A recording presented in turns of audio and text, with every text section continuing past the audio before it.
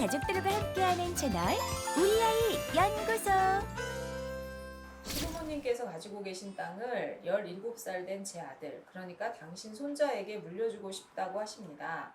저희 아들은 지적 자폐 중복장애이고 자폐 성향이 더 도드라집니다. 혹시 아이가 재산을 상속받았을 때 불이익이 있을까요? 저희 부부는 아이가 시부모님의 재산을 물려받는 것에는 전혀 불만이 없고 이 재산이 앞으로 온전히 아이를 위해 쓰여질 수만 있다면 감사히 받고 싶습니다. 시부모님의 재산을 어떻게 물려받는 것이 현명할지 조언해 주세요. 부럽습니다. 그러게요. 네. 근데 이제 시부모님은 이제 손주가 좀 걱정이 되시니까 이 손주를 위한 네. 이제 자금을 좀 마련해 주고 싶으신 건데 이게 잘못하면 장애인 연금을 받는데 좀 그 기준에 혹시 벗어날지를 좀 계산을 해보셔야 될 것 같아요. 그러니까 지금 장애인 연금을 받는 대상인지 아닌지 잘 모르겠는데 만약에 지금은 대상이 아니더라도 이 친구가 성인기가 됐을 때 혹시 또 대상이 될 수도 있잖아요. 지금 자폐성 장애랑 지적 장애 중복으로 가지고 있다고 하면 아마 자폐성 장애라는 항목으로 이 등급을 받았을 것 같은데 현재는 예전 등급으로 2등급까지 장애인 연금이 나오거든요. 만 18세 넘으면.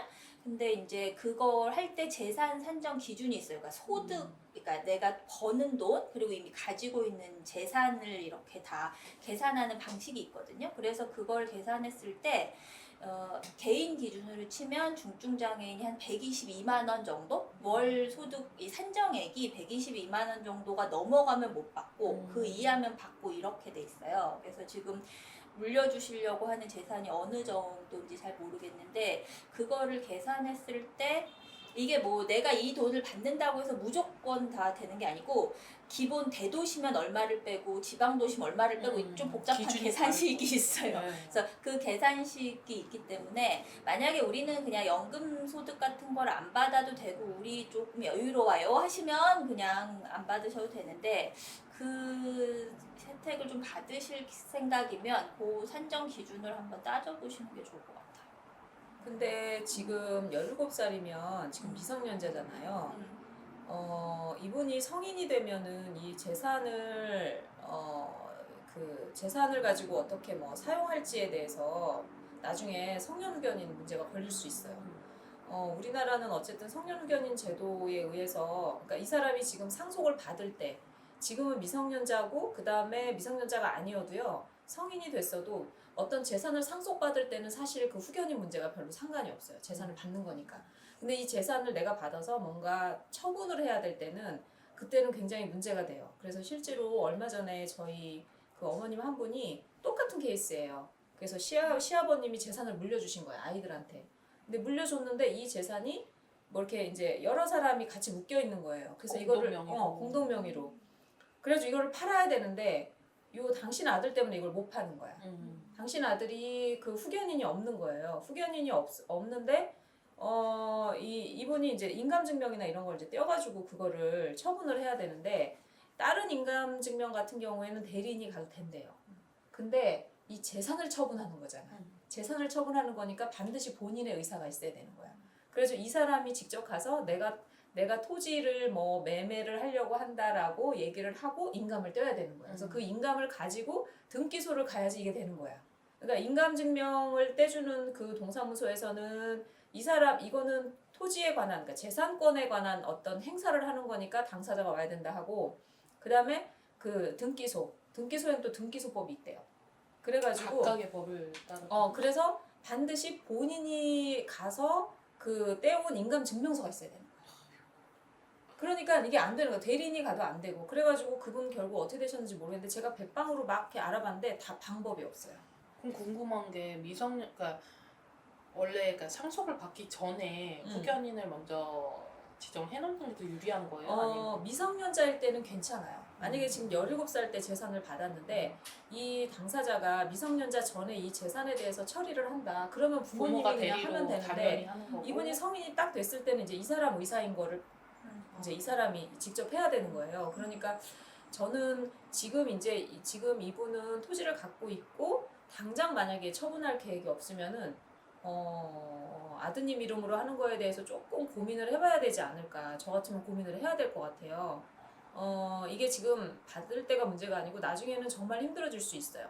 아니면은 아드님 명의로 받은 다음에 성년후견인을 내가 드러나야 되는 거지. 그거는 이제 네. 어머님이 또 스스로 교육이나 이런 걸 네네. 절차에 의해서 네. 신청하셔가지고 하셔야 되는 네네. 거라서. 그래서 저도 저희 지연이의 성년 후견인을 하겠다고 공공 후견을 신청을 해놓은 상태거든요.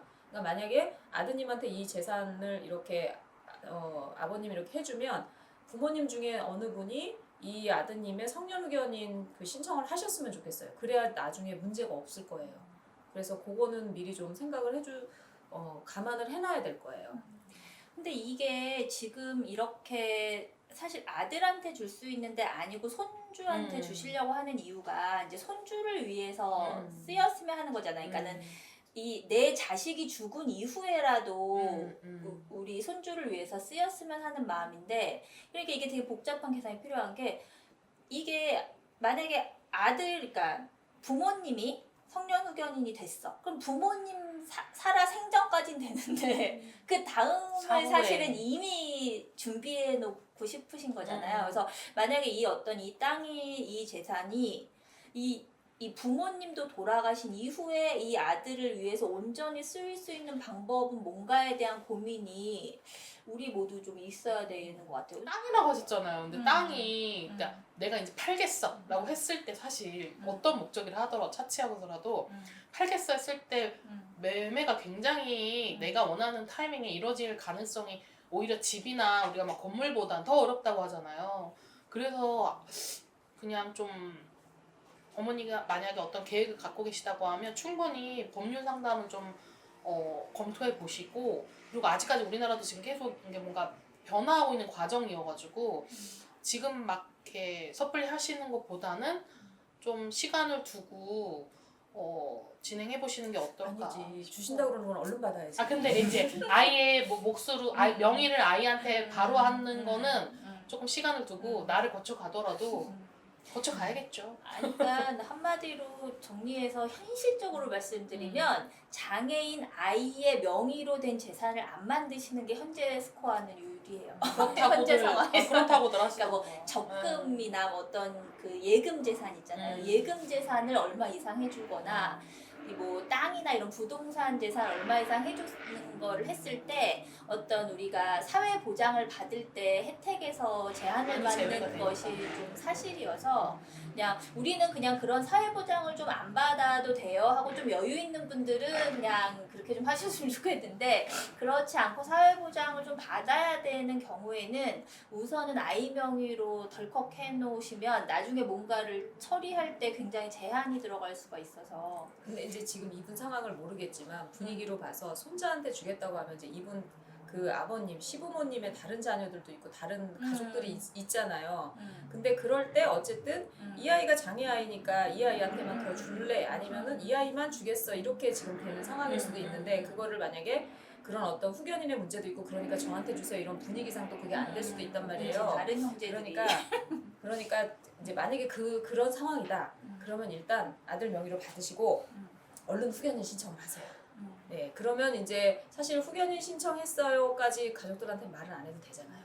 그러니까 일단 받고 얼른 받아야 돼. 마음 변하기 전에 얼른 받은 다음에 그 다음에 이제 그 연주 씨 말처럼 얘가 이걸 받아가지고 내가 이 아이의 후견인이 되고 그 다음에 이제 이거를 뭐 어떤 권리 행사를 할 때 어떻게 해야 되는지 그걸 좀 알아보시는 게 좋을 것 같아요. 근데 아마 후견인 등록을 해놓으시면 문제는 없을 것 같은데, 그래도 혹시 모르니까 한번 생각을 해보시고, 그리고 그러니까요 그 장애를 가진 사람들한테는 돈이 없는 게 더 좋을 수도 있어요. 어쨌든 우리나라는 뭐든지 다 뭐 너가 지금 가지고 있는 재산이 얼만데 막 이제 이런 걸로 따져가지고 하니까. 근데 어쨌거나 그걸 가지고 아이를 위해서 뭘 할 수 있을까를 좀 생각해 보는 것도 좋을 것 같아요. 행복한 고민이잖아요. 맞아요.